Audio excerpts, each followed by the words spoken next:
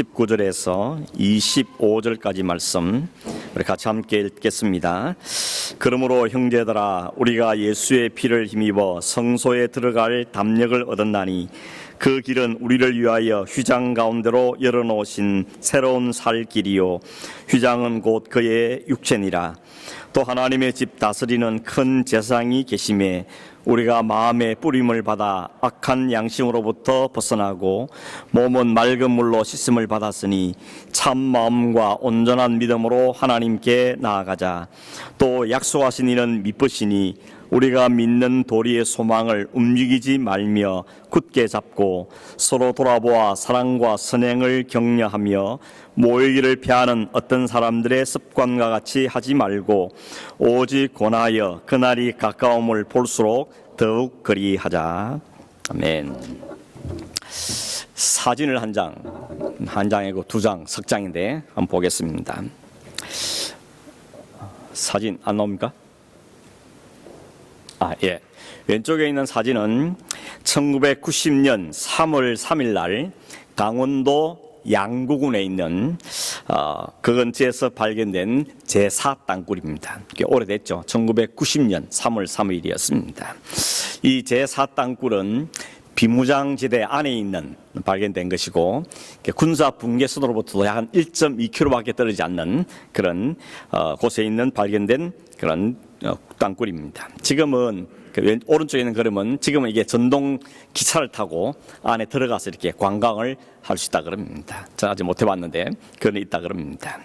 그 다음 사진은 을지 전망대라는 곳인데 여기는 그 사땅굴에서 얼마 멀지 않는 곳에 있는 그런 전망대입니다. 높이가 한 10m 정도 되는 3층 건물인데 여기 제일 꼭대기에 올라가면 아직 날씨가 아주 좋은 날은 멀리 금강산도 보이는 그런 강원도 인제군에 있는 그런 전망대입니다. 제가 이 이야기를 왜 꺼내는가 하면 제가 군목으로 처음 갔던 해가 1991년도입니다. 땅굴이 발견된 그 다음 해에 제가 군목으로 입대를 한 겁니다. 제가 처음 갔던 근무지가 바로 강원도 인제군 원통면이라는 곳이었습니다. 들어보셨습니까, 남자분들? 인제 가면 언제 오냐?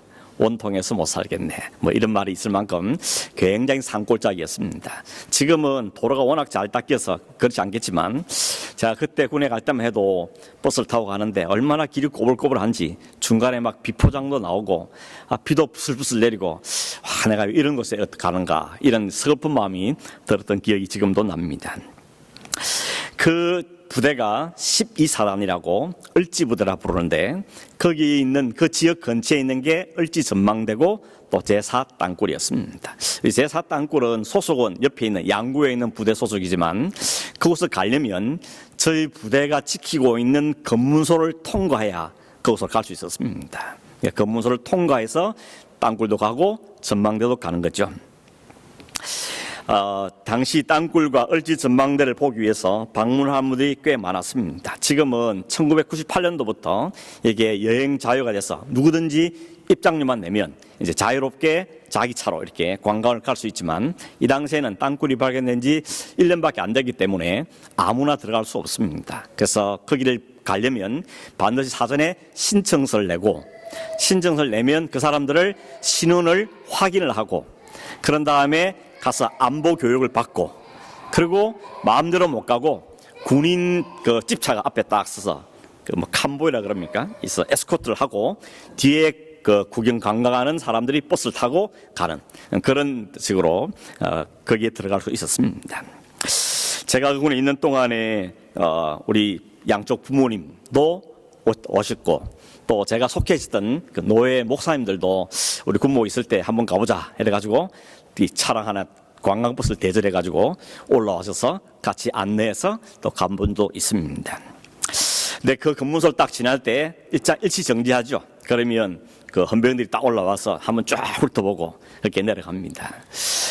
그런데 제가 탄 차는 저희 부모님은 제 차에 모시고 이렇게 갔는데 저 차는 안 세웁니다. 그냥 무사 통과하는 거죠. 오히려 가까이 가면 빨리 바라켓을 치우고 충성 이러면서 인사까지 하는 겁니다. 그 뒤에 딱 타는 우리 부모님이 얼마나 어깨 어색했겠습니까? 나중에 다른 목사님들이 야 당신 아들 있어 좋겠다 뭐 이러면서 부러워하고 그런 기억들이 있습니다.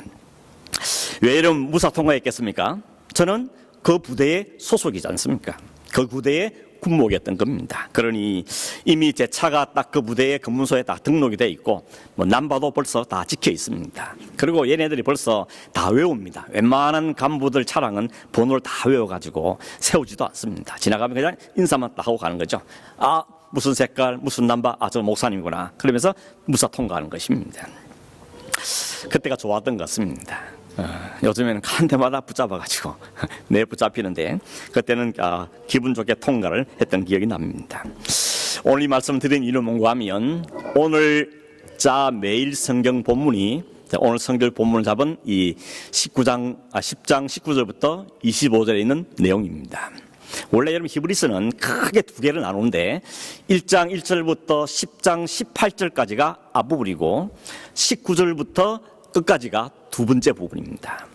앞에 부분은 우리식으로 말하면 교리라고 말하고 뒤에는 실천이라고 말하는데 지금 히브리 시자는 1장부터 10장 18절 올 때까지 줄기차게 강조한 게 있습니다. 그게 뭔가 하면 예수님이 누구신가, 그분이 얼마나 위대하시고 탁월하신 분인가, 그분이 행하신 일이 도대체 뭔가 하는 것을 이 10장 18절까지 줄기차게 이야기해 왔습니다. 그래서 동원되는 것이 천사보다 뛰어난 분이고 모세보다도 뛰어나시고 뿐만 아니라 사랑부터 20장 18절까지는 모든 구약의 제사장들보다도 훨씬 뛰어나신 분이라는 것입니다. 구약의 제사장들은 한계가 있는 사람들이었죠. 그래서 제물을 들고 들어가지만 그 제물이 매일같이 반복돼야 되는 제물이고 그 제사는 완전한 제사가 아니기 때문에 또 제사장도 완전하기 때문에 그 제사장들이 계속 이어져 가는 것입니다. 그에 반해서 예수 그리스도는 완전한 제사장으로 오셨고 그가 드린 제물은 자신을 제물로 완전한 제물로 드렸으며 딱 한 번의 제사로 우리의 모든 죄 문제를 해결하신 구속을 완성하신 왕 중의 왕이뿐만 아니라 완전하고 온전한 제사장이다 하는 것을 계속해서 이야기하고 있던 것입니다. 그래서 오늘 본문에 19절 들어오면 그럼 도대체 10장 18절까지 10장이 넘는 이 성경에서 그렇게 강조했던 예수 그리스도, 그분의 예수의 피, 그분의 십자, 그게 도대체 우리하고 무슨 관계냐, 그 이야기를 하는 것입니다. 이 성경을 읽는 히브리 기자들한테 지금 이야기를 열심히 이야기하고 있는데 그 기자들한테 그 예수의 피가 도대체 나와 무슨 관계가 있으며 오늘 이 성경을 읽는 우리에게는 도대체 그게 무슨 관련이 있게, 무슨 도움이 있게, 무슨 유익이 있게 이야기를 하는가 하는 점인 것입니다. 그래서 이 메일성에 보시면 오늘 제목이 붙어 있는데 뭐라 붙어 있는가 하면 두 가지 얻은 것, 해야 될 세 가지 할 것, 이렇게 되어 있습니다. 오늘 설교 제목이 그렇죠. 제가 그대로 설교를 옮겼습니다. 우리가 예수 그리스도를 통하여서 얻는 게 뭐냐, 그게 두 가지라고, 그리고 그 은혜를 얻은 사람이 우리가 해야 될 일이 세 가지 있다 하는 것을 오늘 성경에서 이야기하고 있습니다. 그걸 오늘 생각해 보려고 하는데, 우선 히브리 시자가 오늘 본문에서 두 가지를 얻었다 그러는데, 첫째는 19절에서 20절에 이야기합니다. 거기에 보시면 예수의 피를 힘입어서 성소에 들어갈 담력을 얻었다 이렇게 말합니다. 두 번째는 뭔가 하면 21절에 있는데 우리에게는 하나님의 집을 다스리는 큰 제사장이 있다, 우리의 큰 제사장을 얻었다 하는 이 두 가지를 이야기하고 있습니다. 사실 두 가지는 사실 같은 이야기입니다.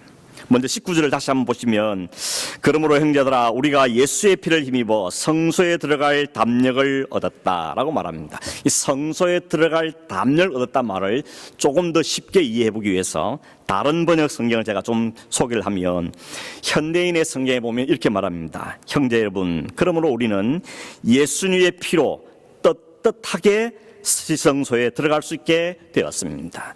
담력을 얻게 됐단 말을 떳떳하게 들어갈 수 있게 되었습니다. 이렇게 번역하고 있고, 새 번역 성경에는 우리가 예수의 피를 입어서 담대하게 지성소에 들어갈 수 있게 되었습니다. 공동 번역 성경에는 우리는 마음 놓고 지성소에 들어갈 수 있게 되었습니다. 이렇게 번역을 좀 쉽게 해두고 있습니다. 제가 조금 전에 예수 그리스도께서 자신을 희생 제물로 하나님께 완전한 희생 제사로 드리심으로 그 예수 그리스도를 믿고 그 예수 그리스도의 피를 힘입는 사람들은 어떤 은혜를 입는다고요? 하나님께 담대히 떳떳하게 자신감 있게 당당하게 들어갈 수 있게 된 것이 우리의 준 첫 번째 유익이라는 것입니다.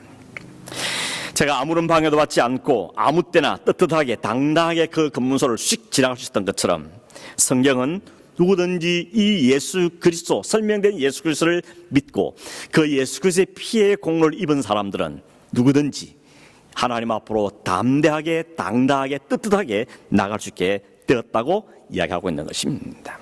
이게 여러분 우리에게 크게 실감이 안 날 수도 있을지 모릅니다. 왜냐하면 우리는 아무 때나 예배드리죠. 아무 때나 원하면 와서 예배드릴 수 있습니다. 심지어는 집에서 예배드릴 수 있고 혼자서도 예배할 수 있습니다. 그러나 구약시대는 그렇지 못했죠. 아무나 하나님께 제사하거나 예배하기 위해서 나갈 수가 없었던 것입니다. 죄를 가진 채로 지성소로 가면 어떻게 됩니까? 바로 죽여버리십니다. 그거는 대제사장도 마찬가지였습니다. 대제사장이 1년에 딱 한 번 지성소로 들어가게 됩니다. 들어가는데 그 제사장을 할지라도 만약에 죄가 있다면 혹은 뭔가 처리되지 못한 부분이 있으면 하나님 그를 죽이신 것입니다. 그래서 제사장 입은 옷을 보면 옷 입 제일 끝에 제일 가장자리에 금모로 만든 방울을 달아놓습니다. 움직이면 소리가 딸랑딸랑 나겠죠. 그리고 허리에는 끈이 묶여져 있습니다.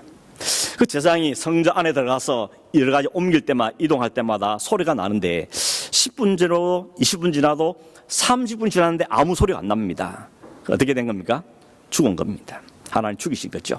사람 바깥 사람은 모르지만 뭔가 그 제사장에게 죄가 있기 때문에 해결되지 못한 죄가 있기 때문에 하나님 그를 죽이신 거죠. 그러면 밖에 사람들이 끈을 잡아 당기는 겁니다. 그러면 죽어있는 시체가 된 대상이 끌려 나오게 되는 것입니다. 하나님 그렇게 하나님께 함부로 접근했다가 죽는 걸 막기 위해서 그 성막 안에 주신 게 뭔가 하면 휘장입니다. 휘장을 막아서 함부로 그 앞에 들어가지 못하도록 막아놓은 것을 볼 수 있습니다. 그림이 있습니까? 성막이 전체 성막 그림이고 다음 그림 보시면 이게 지성 성소 안에 있는 모습입니다. 성소 안에는 그 떡을 10개 두 줄로 쌓아놓은 떡상이 하나 있고요. 맞은편에는 촛대가 있죠. 촛대가 꼽혀 있고 그 앞으로 보면 분향하는 분향단이 있고 그 뒤에 이 휘장이 딱 막혀 있습니다. 우리식으로 말하면 여기 사이에 이 앞에 휘장이 딱 쳐 있는 것입니다. 그리고는 그 안에는 아무도 못 들어갔죠. 대제사장도 1년에 딱 한 번밖에 들어갈 수가 없게 된 것입니다. 여러분 그런데도 불구하고 우리가 그 안으로 들어가게 됐다는 사실은 놀라운 특권이라고 말할 수가 있는 것입니다. 하나님의 백성들은 일반 백성은 물론이고 제사장도 1년에 한 번 외에는 그 문은 완전히 닫혀 있습니다. 들어갈 수가 없습니다. 휘장이라는 것은 어떤 의미입니까? 단절입니다. 하나님과 죄인된 인간과 거룩한 하나님을 가로막는 벽입니다. 그게 휘장이라는 것입니다. 그 단절이라는 것은 죽음을 이야기하는 것이죠.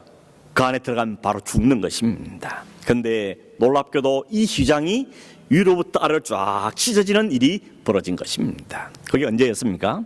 예수님이 십자가에서 죽어진 순간에 내가 이제 다 이루었다 하고 죽어진 그 순간 성전 안에 있던 그 휘장이 위로부터 아래까지 쫙 찢어지는 놀라운 일이 벌어지게 된 것입니다. 여러분 휘장은 그렇게 쉽게 찢어지는 게 아닙니다. 출애굽기 26장에 보면 휘장을 만드는 이야기가 나오는데 거기 보면 청색, 자색, 홍색, 흰색 실로 서로 막 꼬아서 만듭니다. 그리고 그 휘장의 두께가 얼마면 약 한 8cm에서 10cm 정도 된다 그럽니다. 8cm, 10cm 이 휘장이 커튼이 쫙 쳐 있으면 통으로 짜 있습니다. 그걸 함부로 인간이 찢기 어렵습니다. 자연에 의해서 찢어진다 그런 일은 안 생기는 겁니다. 그런데 그 휘장이 바로 위에서 아래로 찢어졌다는 것입니다. 휘장이 역할이 뭐라고 그랬습니까? 막는 거라 그랬죠. 분리하는 것, 접근하지 못하게 하는 것이 휘장의 역할이었는데 그 휘장이 찢어졌다는 것은 이제 들어가야 된다는 겁니다. 서로 연결된다는 이야기를 하고 있는 것이죠. 그래서 20절에 보면 그 길은 우리를 위하여 휘장 가운데 열어놓으신 새로운 길이고 살 길이라고 이야기합니다. 이 휘장에 들어가면 죽었는데 이제 그 휘장이 찢어짐으로 이제 오히려 사는 길이 됐다고 이야기합니다. 그리고는 성경에 말하기를 그 휘장을 가리켜서 20절 끝에 보면 휘장은 곧 그의 육체라고 말씀합니다. 그는 예수 그리스도죠. 예수 그리스도의 육체가 바로 그 의미라는 것입니다. 그럼 여러분, 휘장이 찢었다는 것은 예수님이 자신의 몸을 찢었다는 것이죠. 죽으셨다는 것입니다. 그래서 하나님과 인간과의 관계했던 그 막혔던 부분을 담을 허시고 벽을 찢으셔서 이제는 서로 통할 수 있는 길을 마련하신 것입니다. 그게 주님이 행하신 일이라는 것이죠. 그 이제는 두려워서 거기에 접근도 못했던 사람들이 이제는 그 휘장을 통과해서 뚫고 들어가서 거기 있는 하나님을 만나는 길이 그들에게 열리게 되었다는 것입니다. 여러분, 이 말씀을 듣고도 믿지 못한 사람 참 많습니다. 어떻게 예수님이 죽었는데 내 죄가 쓰임받냐? 십자가에 죽은 분은 예수님인데 왜 내가 용서받냐? 말도 안 되는 소리라고 하는 분들이 많습니다. 그럼 믿을 수 없다는 거죠. 그리고 우리를 향해서 뭐라 그런가 하면 참 뻔뻔스럽다. 지가 죄 지었으면 지가 죄를 받아야지. 왜 예수님이 엄한 예수님이 죄도 없다면서 왜 그분이 죄 용서를 받고 그분이 그 죄의 대가를 치르고 용서는 니네들이 받냐? 이렇게까지 말하는 사람도 있는 것입니다. 그래서 여러분, 믿음이라는 것은 아무에게나 주는 게 아닌 것입니다. 아무나 믿을 수 있는 게 아니라는 것이죠. 그 성경은 뭐라 그럽니까? 믿음을 하나님의 선물이라고 말하는 것입니다. 내가 자주 말씀드리지만 내가 믿는 게 아니고 믿어지는 겁니다. 내가 믿으려고 애를 써서 믿는 게 아니고 어느 날 어느 순간에 그 말씀이 왠지 받아들여지고 믿어지고 그게 아멘이 되는 역사가, 그게 바로 믿음의 역사라고 말할 수가 있는 것입니다. 그 믿음을 가진 사람은, 이제 예수 그리스도의 믿음을 가진 사람은 하나님 앞으로 담대하게 떳떳하게 당당하게 나갈 수 있게 되었다는 것입니다. 그게 우리에게 주신 가장 유익하고 가장 놀라운 유익인 것입니다. 거래소에 가면 제 사무실이 있죠. 그래서 사무실에 누군가 어떤 분이 방문하면 미리 전화를 주십니다. 제가 언제 가겠습니다. 혹은 오셔도 노크를 하시면서 들어가도 됩니까? 이렇게 노크를 하고 들어오는 경우가 일반적입니다. 근데 또 한 놈만 안 그럽니다. 그 누구겠습니까? 노크도 안 하고 그냥 벌컥 열고 들어옵니다. 아빠! 그 아들인 것입니다. 그게 아들의 권리입니다. 여러분, 우리 자녀도 그렇죠. 집에 들어갈 때 초인종 누르고 노크하고 어머니 아버님 제가 좀 들어가도 되겠습니까? 그런 아들이 어디 있습니까? 그죠? 그냥 문 벌컥 열고 들어오는 것이죠. 그게 자식된 권리라고 말하는 것입니다. 그 권리를 하나님을 우리에게 주셨다는 것입니다. 그제는 접근도 못했는데 쳐다만 봐도 두려움에 떨었는데 이제는 당당하게 떳떳하게 그 길을 통과해서 하나님 앞으로 들어가야 되는 놀라운 복이 우리에게 주어진 것입니다. 과거에 무슨 죄를 지었든지 지금 네가 어떤 사람이든지 어떤 숨길 수밖에 없는 숨기고 싶은 일이 있다 할지라도 그 예수 그리스도의 힘을 입고 나오기만 하면 하나님은 그를 거부하지 않으시고 받아주시는 것입니다. 뿐만 아니라 그렇게 나온 자들에게 영생을 주시고 이 땅에 살아야 될 필요한 것들을 공급해 주시고 마지막으로 결국 그 나라의 백성으로 받아들여 주신다는 것입니다. 이것이 지금 10장 18절까지 그렇게 설명하고 그렇게 강조했던 그 예수 그리스도, 그 예수 그리스도의 은혜를 입은 사람에게 주어지는 놀라운 은혜인 것입니다. 이것을 우리에게 주신다는 것입니다. 그리고 이 길은 예수 외에는 주어지지 않는 길임을 말씀하고 있는 것이죠. 우리가 잘 아는 요한복음 14장 6절을 보면 내가 곧 길이요 진리요 생명이니 나로 말미암지 않고는 아버지께로 올 자가 없느니라고 말합니다. 무슨 한라산 올라갈 때 이쪽으로 올라가고 저쪽으로 올라가고 길이 많은데 어디든지 정상만 가면 되는 게 아니냐, 그렇게 말하면 있을지 모르지만 아닙니다. 한 길밖에 없습니다. 오직 예수 그리스도, 그분의 십자가의 은혜 외에는 아버지께로 갈 자가 아무도 없다고 우리에게 분명하게 말씀하고 있는 것입니다. 그래서 두 번째 주어진 유익이 그겁니다. 하나님의 집에는 이 집을 다스리는 큰 재상이 있다고 말합니다. 여기 하나님의 집이라는 것은 빌딩을 말하는 게 아닙니다. 그거는 하나님 믿는 사람들, 성도들, 오늘 교회를 말하는 것입니다. 이 교회에 하나님이 계시고 그분이 어떤 분이라 그러죠? 다스리는 분이라 그러죠. 이 다스리는 것이 룰이란 통치한다는 의미도 있지만 케어한다는 의미도 있습니다. 하나님이 그 백성들을 잘 케어하신다는 거죠. 어떻게 케어한다는 겁니까? 마치 제사장처럼. 어떤 제사장이요? 불완전하고 일시적인 제사장이 아니라 완전한 제사장, 자신의 몸을 제물로 내어주셔서 우리를 케어하신, 살려내신 그분께서 우리의 인생을 케어하신다고 말씀하고 있는 것입니다. 이것이 예수 그리스도의 피를 은혜를 입은 그걸 그 시장을 통과한 사람을 주는 두 가지 얻게 되는 것입니다. 하나님 앞으로 언제든지 나갈 수 있는 권리가 주어졌고, 그 예수께서 언제나 우리와 함께 계시면서 우리를 돌보고 켜내시는, 이것이 우리에게 준 놀라운 약속이고 축복이라는 것입니다. 이 엄청난 것을 알고 이해하고 감사함으로 붙잡는 사람들은 우리의 주는 이 현실에 굴복하지 않게 되는 것이죠. 이 편지를 누가 쓴다 그랬습니까? 당시 히브리 사람들에게, 고난 중에 박해 중에 있는 사람들에게 이 편지를 써주심으로 이걸 읽는 사람들이 우리에게 주어진 이 놀라운 은혜를 누리면서 감사하면서 이 사명을 감당하기 위해서 이 말씀이 주어진 것입니다. 그 다음에 이어지는 것이, 이런 놀라운 걸 받은 우리가 해야 될 세 가지 있다 그랬죠. 세 가지. 그 세 가지가 무엇인가 하면, 첫째는 22절에 있습니다. 21절에 보면, 우리가 마음의 뿌림을 받아 악한 양심으로부터 벗어나고 몸은 맑은 물로 씻음을 받았으니 참 마음과 온전한 믿음으로 하나님께 나아가자. 예수 그리스도의 피가 우리의 마음에 뿌려져서 우리의 악한 양심으로도 벗어났습니다. 죄로부터 벗어났다는 거죠. 죄로부터 자유하게 됐다는 것입니다. 뿐만 아니라 우리의 몸도 물로 깨끗하게 씻음을 받았다 그럽니다. 이게 우리의 세례의 의미죠. 우리가 하나님께 깨끗이 입었다는 것을 보여주는 것이 물로 씻김을 받는 것입니다. 그렇게 된 사람이 해야 될 일이 뭔가 하면 참 마음과 온전한 믿음으로 하나님께 나아가는 것이랍니다. 왜냐하면 길이 열렸습니다. 주님이 길을 열어주셨습니다. 언제든지 어떤 데든지 하나님께 갈 수 있도록 우리에게 길을 열어주기 때문에 우리는 그 하나님께 나아가는 게 우리가 해야 될 첫 번째 일이라는 것입니다. 이미 우리에게 주신 그 길을 통하여서 하나님께 나아가는 것 우리가 해야 될 일인 것이죠. 히브리 4장 16절에 보시면 이렇게 말씀하고 있습니다. 우리 같이 한번 읽어볼까요?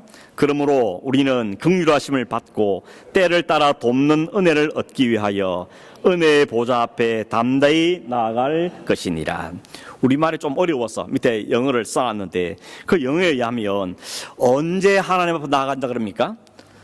은혜가 필요할 때, 도움이 필요할 때, 뭔가 도움이 필요할 때 이야기하고 있습니다. 여러분, 하나님의 도움이 필요할 때 언제입니까? 언제기요? 매일이죠. 항상이죠. 모든 일에 하나님 도움이 필요하죠. 가정에도, 일터에도, 신앙생활에도, 사람들의 관계 속에도, 모든 속에는 하나님의 도움이 필요한 겁니다. 그 도움을 어디서 얻을 수 있다 그러죠? 하나님의 은혜의 보좌 앞에서 그 도움을 얻을 수 있다고 말합니다. 그리고 어떻게 나가라 그러죠? 담대히, 주저하지 말고 확신을 가지고 당당하게 나아가라고 이야기하고 있는 것입니다. 이게 우리에게 준 특권이기 때문에, 우리에게 준 은혜이기 때문에, 예수 그리스도의 피를 통과한 사람에게 주어진 놀라운 특권이기 때문에 이 특권을 누리라고 말씀하고 있는 것입니다. 하나님께 나아가라는 것이 마치 명령처럼 보이지만 사실은 명령이라기보다는 특권인 것이죠. 그동안은 갈 수가 없었는데, 아무도 갈 수 없었는데 이제는 길이 열렸으니 마음껏 가서 마음껏 도움을 요청하고 하나님과 관계를 맺으며 살라는 것이 바로 첫 번째 해야 될 일이라고 말씀하고 있는 것입니다. 말씀드렸지만 히브리서는 지금 위기에 처해 있습니다. 히브리서에 있는 사람들은 어떤 위기입니까? 로마의 박해와 유대교의 압력을 해서 그들의 여러 가지 어려움을 겪고 있습니다. 그럼 그들에게 어렵냐? 하나님께 나갈 수 있다. 힘듭니까? 하나님께 가서 호소할 수 있습니다. 고민스럽습니까? 하나님께 말씀드릴 수 있습니다. 하나님께 나가십시오 라고 이야기하고 있는 것입니다. 오늘 우리도 마찬가지입니다. 여러분, 혼자 끙끙 앓고 있는 것처럼 되게 바보스러운 게 없지 않습니까? 그래서 해결되는 건 아무것도 없습니다. 아무리 밤잠을 안 자고 고민해도 해결되지 않습니다. 확실한 길이 있는데 그 길 놔두고 엉뚱한 헤매는 것은 어리석은 것입니다. 문제의 답을 알고 있는 분이 계신데 그분한테 물어야지, 엉뚱한 데 가서 묻는다는 것은 참으로 미련한 일인 것입니다. 더군다나 독생하신 아들까지 아끼지 하신 그 사랑의 하나님께 우리가 자비를 구하고 은혜를 구하면 하나님 기꺼이 우리에게 응답하신 분이심을 우리에게 말씀하고 있는 것입니다. 여러분, 우리가 해야 할 일, 해야 될 일 의무인 줄 알았더니 오히려 특권이죠. 하나님께 나아가는, 하나님께 앞으로 나아가는 그런 여러분 되기를 간절히 바랍니다. 두 번째는 23절에 있습니다. 또 약속하신 이는 미쁘시니 우리가 믿는 도리의 소망을 움직이지 말며 굳게 잡고. 이게 좀 어렵죠? 한마디로 말하면 소망을 꽉 잡으라는 겁니다. 소망을 꽉 붙들으라는 겁니다. 어떤 소망이요? 믿는 도리의 소망, 이렇게 돼 있죠. 이것도 좀 어려운 말인데 이 헬라어를 그대로 옮기면 어떤 거 되는가 하면 우리가 고백하는 그 믿음을 이야기합니다. 여러분, 우리가 뭘 고백합니까? 우리가 예배할 때마다 사도신경을 고백하죠. 왜냐하면 우리가 믿는 바가 그 안에 딱 요약이 되어 있습니다. 하나님이 누구시며 그리스도가 누구시며 성령은 또 어떤 분이시며 교회는 무엇이며 우리가 믿는가 뭔지를 그게 요약을 때 하고 있습니다. 그래서 우리가 예배할 때마다 우리 이것을 믿습니다. 이 믿음의 고백 위에 내가 하나님께 예배합니다 라고 하는 것입니다. 이 도리를 꽉 붙잡으라는 것입니다. 이 도리, 이 믿음의 도리는 흔들림이 없는 도리인 것입니다. 하나님께서 주셨고 시작하셨고 하나님이 약속하셨고 하나님이 완성하실 것이며 지금도 우리를 이끌어 가시는 그 약속이 바로 하나님이 하시는 일들인 거죠. 그걸 우리가 믿음으로 고백했다면 그 믿음의 고백을 붙들라는 것입니다. 흔들리지 말라는 것입니다. 이 믿음의 고백을 이루실 분이 하나님이시고 하나님이 반드시 이룰 분인데 오늘 성경에 보니까 그분은 미쁘신 분이라고. 미쁘단 말은 이쁘단 말이 아니고 신실하단 말입니다. 한번 약속하면 반드시 지킨다는 것이죠. 그런 하나님이 주시는 약속이기 때문에 이 약속을 꽉 붙잡고 그의 소망을 걸으라고 말씀하고 있는 것입니다. 여러분 오늘도 여러분이 꽉 붙잡고 있는 소망은 무엇입니까? 어디에 소망을 걸고 사십니까? 하지 말아야 할 것은 흔들리는 것에 소망을 두면 안 되는 것이죠. 흔들림 없는 소망을 둬야 되는데 있다가 없어지고 흔들리고 왔다 갔다 하는 그것에 우리의 소망을 걸면 우리의 믿음이나 우리의 삶도 흔들 수밖에 없는 것입니다. 그런 점에서 재물도 우리의 소망이 될 수 없고 명예도 우리의 소망이 될 수 없고 건강도 우리의 소망이 될 수 없고 환경과 상황과 주변의 어떤 사람도 우리의 소망이 될 수는 없는 겁니다. 왜냐하면 이따가도 없어질 것이고 많이 주신 감사하긴 하지만 그것이 영원하지는 않기 때문에 그러나 영원하고 완벽하고 완전한 믿음의 도리 그것은 우리를 소망이 될 수 있는 거죠. 그게 뭡니까? 그게 바로 예수 그리스도에 대한 믿음 그에 대한 소망이라고 말할 수 있는 겁니다. 다른 것들에 우리 마음을 내어주지 말고 그 믿음의 도리 되신 그 예수 그리스도 하나님께 우리의 소망을 꽉 붙잡고 살라고 말씀하고 있는 것입니다. 마지막 세 번째는 24절에 있습니다. 서로 돌아보아 사랑과 선행을 격려하며 서로 돌아보고 격려하라는 것이 세 번째 우리가 해야 될 일입니다. 여러분 우리가 구원받는 것은 개인적입니다. 1대1입니다. 하나님이 네 남편 믿으니까 아내도 따라서 오고 너 부모 다 믿으니까 자녀도 따라오고 그런 거 없습니다. 1대1로 하나님은 그 사람을 구원하십니다. 구원은 개별적입니다. 그러나 그렇게 1대1로 구원받은 사람이 모인 곳이 공동체고 그게 교회고 하나님의 나라인 것입니다. 결국 우리는 개인적으로 부름을 받았지만 공동체에 모여서 함께 주님이 이끄신 그 길을 걸어가는 사람이 바로 공동체라고 말할 수가 있다는 것입니다. 그래서 성도의 교제는 좀 다릅니다. 물론 산 좋아하는 사람은 산 이야기하고 골프 좋아하는 사람은 골프 얘기하고 낚시 좋아하는 사람은 낚시 이야기하고 다 이야기를 하겠지만 그러나 그 이야기로 끝이 아니고 결국 우리에게는 그 일을 통해서 하신 하나님 나를 어떻게 역사하시는지 이번 주 하나도 이런 위기가 있었고 이런 어려움이 있었는데 하나님 기도했더니 이렇게 인도하셨다는 이런 믿음의 고백들이 교제 가운데 있는 게 성도의 교제라고 말할 수 있는 것입니다. 내가 귀신을 붙들었더니 나에게 이렇게 말씀하셨다 이렇게 이끌어 주셨다 이 나눔에 있는 것이 성도의 교제라고 말할 수가 있는 것입니다. 사탄이 부와 마귀들 다 모아놓고 작전 회의를 짰습니다.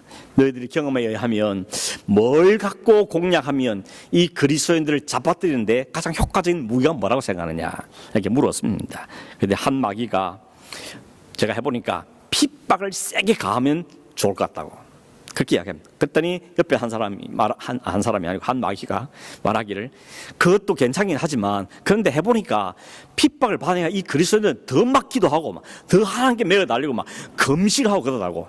그게 가장 효과적인 아니란 같다고. 옆에 있는 마귀가 말합니다.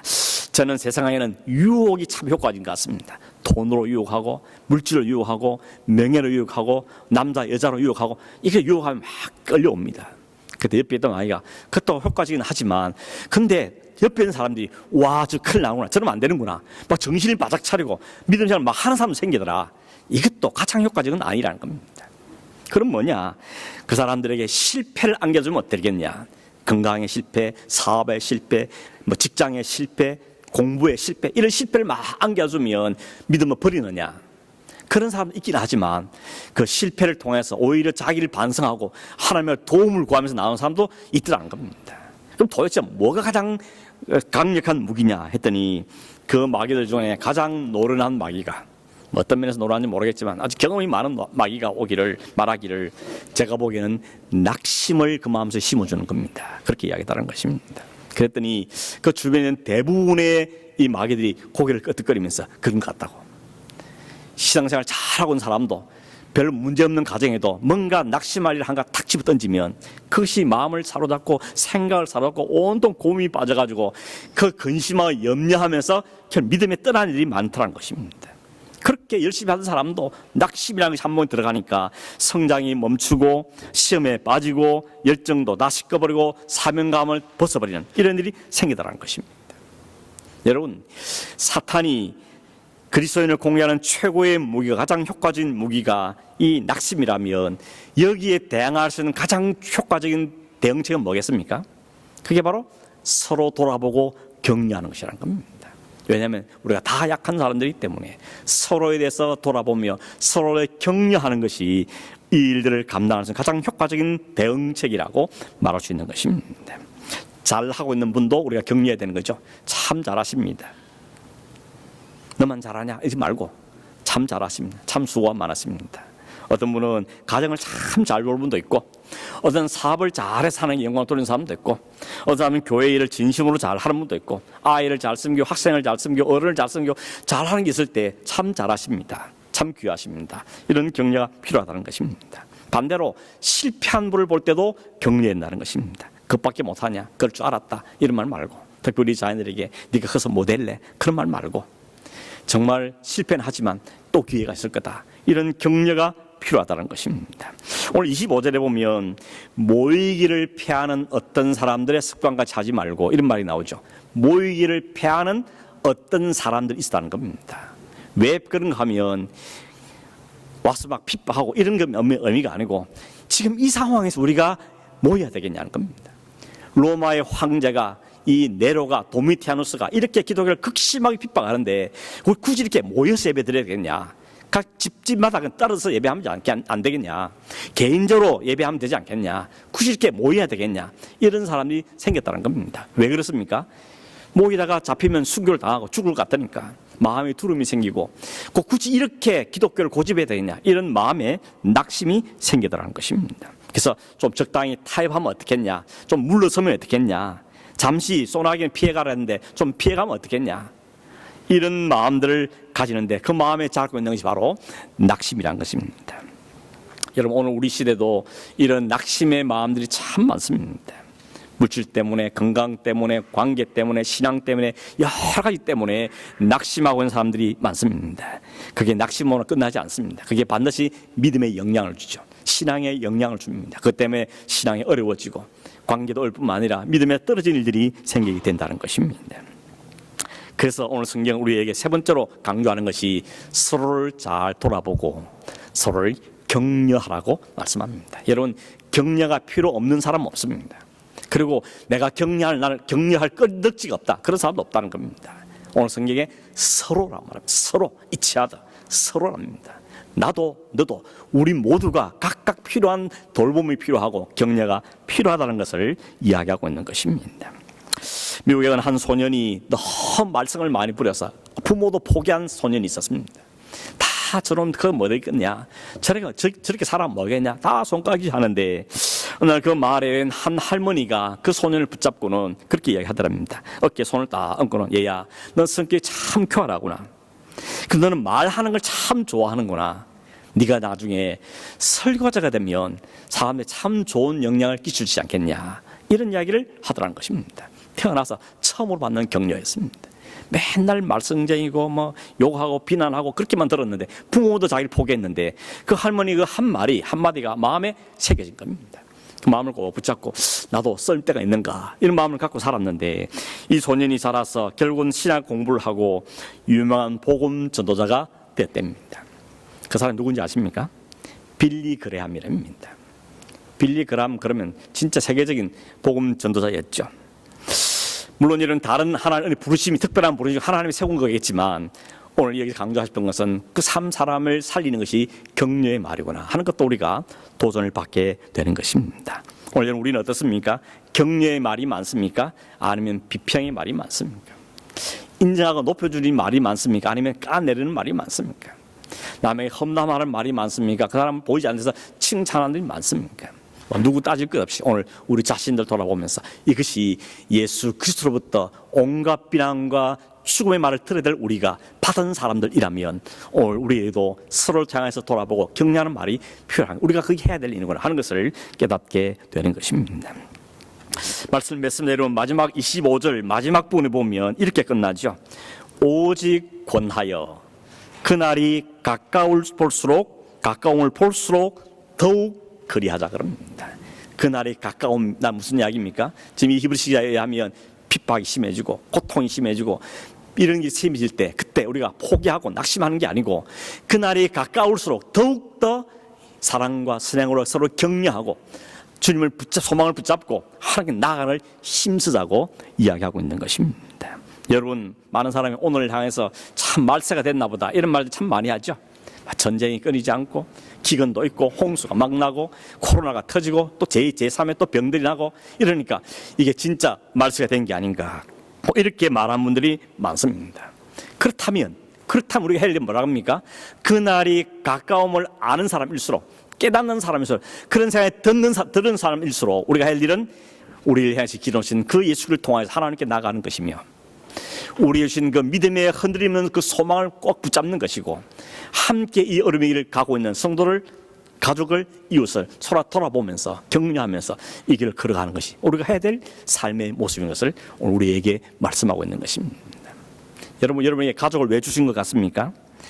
마음에 안 드는 사람 만나서 서로 막 찌지고 먹고 싸우고 그런 부부간에 만났는데 왜 그걸 주셨습니까? 말도 없는 자식들 줘가지고 날 속쓰고 애먹이는데 그 자식을 왜 주셨습니까?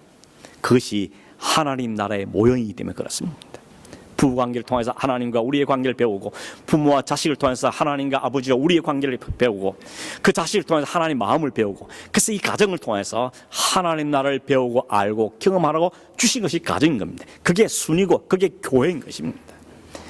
가정을 향해서 욕만 하고 있을 것이 아니고 그 가정을 통해 배워야 될 걸 배우고 우리의 믿음의 삶을 다시 확인해 가는 것이 바로 우리가 살아야 될 삶의 모습인 것입니다. 바라기는 우리를 위해서 모든 내신 그 하나님께서 다 주신 다음에 우리에게 놀라운 축복의 길을 열어주신 다음에 우리에게 권면하기를 그 하나님께 나가라고, 이걸 소망으로 붙잡으라고, 그리고 서로를 격려하면서 이 길을 함께 가라고 우리에게 말씀하고 계시는 겁니다. 이 말씀을 믿음으로 받아들이고 그 말씀에 순종하고 우리의 삶을 잘 살아가는 저 여러분 되기를 주의 이름으로 축원합니다. 기도하겠습니다. 고마우신 하나님 아버지 감사합니다. 우리를 위해서 모든 걸 내어주시고 도무지 하나님께 접근도 할 수 없는 저들, 두려움밖에 없는 저들에게 당당하게 떳떳하게 감사하고 나갈 수 있는 놀라운 예수 그리스도의 길을 우리에게 허락하신 하나님께 진실로 감사함을 드립니다. 이 믿음이 우리에게 생긴 것이 감사하고 이 믿음을 가지게 된 것이 감사합니다. 주님, 이 믿음을 주셨사오니 주님께 우리에게 말씀하신 것처럼 당당히 주님께 날마다 나아가며 우리에서 이 믿음의 돌을 꼭 붙잡고 이 길을 함께 걷는 사람들끼리 서로를 격려하고 위로하고 돌보면서 이 아름다운 삶을 살아가는 우리 온 가정들, 우리 온 공동체가 될 수 있도록 축복하여 주시옵소서. 걸어가신 예수님의 이름으로 기도하옵나이다. 아멘.